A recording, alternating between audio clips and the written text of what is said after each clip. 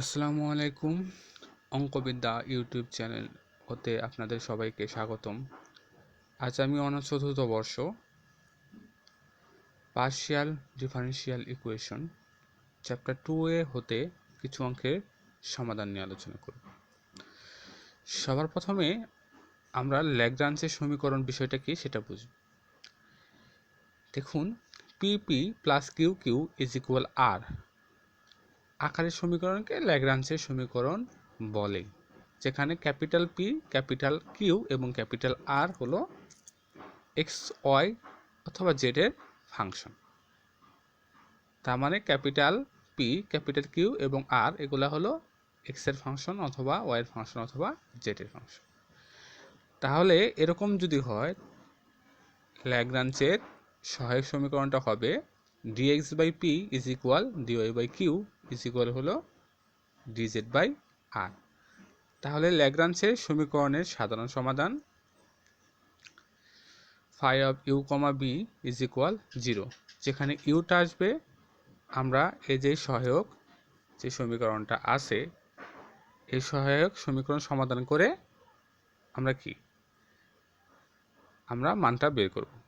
C হলো একটা অবাধ ধ্রুবক বা ইচ্ছামূলক ধ্রুবক, সেমভাবে বিও হলো অবাধ ধ্রুবক বা ইচ্ছামূলক ধ্রুবক, যেখানে ইউ এবং বি হবে এক্স ওয়াই জেড এর একটা ফাংশন। তাহলে আমরা সমাধানটা দেখি। সর্বপ্রথম এক্সাম্পল 4-এর 4 নম্বর অঙ্ক, x square p plus y square q is equal z square.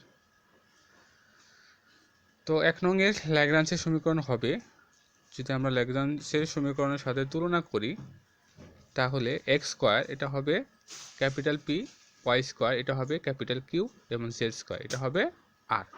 তাহলে ল্যাগ্রাঞ্জের সমীকরণ সহায়ক সমীকরণটা হবে ডিএক্স বাই পি তার মানে X square, D Y by Q তার মানে ওয়াই স্কোয়ার, আর ডিজেড বাই আর তার মানে জেড স্কোয়ার। এখন আমরা প্রথম দুটো অনুপাত নিব, অর্থাৎ এইটুকু নিব যে dx by x square is equal dy by Y square. এইটুকু নিলে আমরা কি করতে পারি, এইটুকু আমরা ইন্টিগ্রাল করে দেব বা সমাকলন করে দেব। তাহলে ইন্টিগ্রাল 1 বাই এক্স স্কোয়ার এটা ইকুয়াল হলো 1 বাই এক্স। তাহলে আমরা এখানে মানটা বসিয়ে দিয়েছি, এখানেও মানটা বসিয়ে দিয়েছি। আর সি এটা হলো ইচ্ছামূলক একটি ধ্রুবক। এখন আমরা কি করেছি, সবগুলাই এক পাশে এনেছি, সিটা এক পাশে রাখবো, কেননা আমাদের সির মানটাই বের করতে হবে এবং মাইনাস তারা গুণ করে দিয়েছি। এখন প্রশ্ন হলো এখানে কেন আমরা মাইনাস নিলাম, অর্থাৎ সি কেন মাইনাস নিলাম, কেন প্লাস নিলাম না? যেহেতু আমাদের এখানে এক্সের যে ফাংশনটা আছে এটাও মাইনাস এবং ওয়াইয়ের যে ফাংশনটা আছে এটাও মাইনাস, সেই জন্য আমাদের সিটাও নিতে হবে মাইনাসে। অনুরূপভাবে কখনো কখনো বা বেশিরভাগ সময়ই আমাদের এখানে লন আসে, এখানেও লন আসে, বা তিনটা রাশির মধ্যে দুইটা রাশির মধ্যে লন আসে, তাহলে আমাদের সিটাও তখন কি নিতে হয়, লন আকারে নিতে হয়। এখন আমরা কি করব, একটা অংশের মান আমরা পেয়ে গেছি, এখন আরেকটা অংশের মান বের করতে হবে। এখন আমরা পরের দুইটা নিতে পারবো অথবা প্রথমটা আর শেষেরটাও নিতে পারবো, কোনো সমস্যা হবে না। তাহলে আমরা প্রথম শেষের দুইটা অনুপাত নিই। শেষের দুটো অনুপাত নিলে আমরা পাই D Y by Y square is equal to D Z by Z square. এখন আমরা এটাকে সমাকলন করে দেব, তাহলে 1 by Y is equal 1 by Z minus হলো সি1, কেননা 1 বাই ওয়াই স্কোয়ারের সমাকলন হলো minus 1 by Y, 1 by Z square জেডের সাপেক্ষে যদি করি তাহলে মাইনাস 1 বাই জেড, এবং যেহেতু সবগুলোর মধ্যে মাইনাস তাহলে আমাদের এই অবাধ ধ্রুবকের মানটাও মাইনাস নিতে হবে। সি ধরার সুযোগ নেই, কারণ এর আগে আমরা সি ধরে নিয়েছি।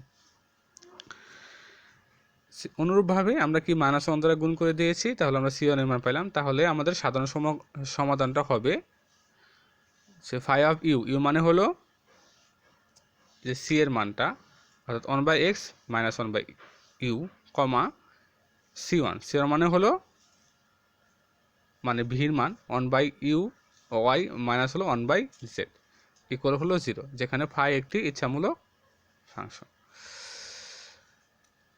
এখন আমরা এক্সাম্পল 4-এর 6 নাম্বার অঙ্কটার সমাধান দেখব। তো সবার প্রথমে আমরা সমীকরণটা তুলে নিয়েছি, p tan x plus q tan y is equal হলো ট্যান জেড।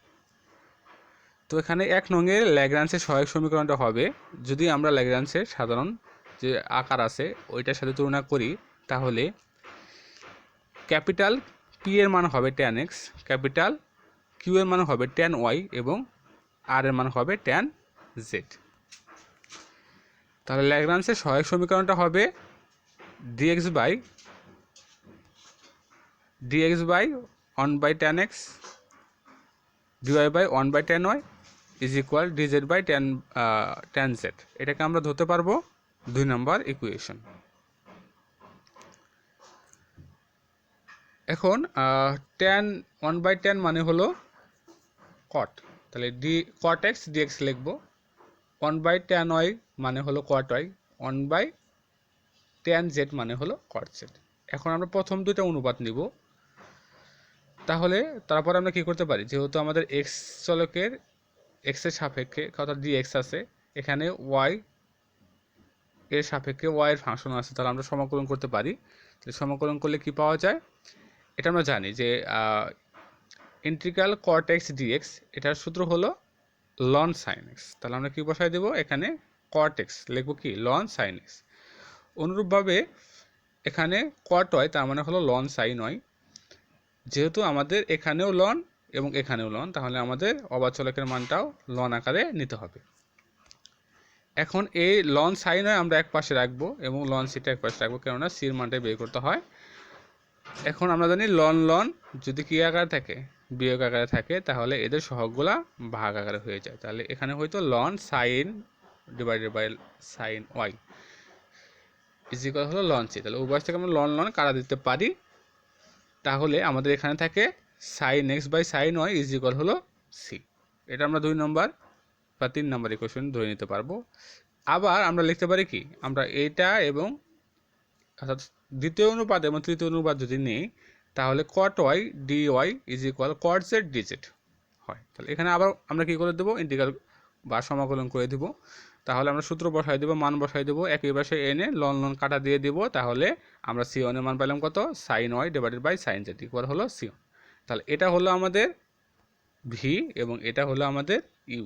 তাহলে 2 নং ও 3 নং হতে আমরা কি লিখতে পারি, যে ফাই মানে সাধারণ সমাধান যে প্রদত্ত অন্তর সমীকরণ ছিল, ইহার সাধারণ সমাধান হবে phi u comma v. U মানে হলো sine s by sine y comma v মানে হলো sine y by sine z সমান সমান 0, যেখানে ফাই একটা হলো একটা ইচ্ছামূলক ফাংশন। তাহলে আজ এ পর্যন্তই, ধন্যবাদ।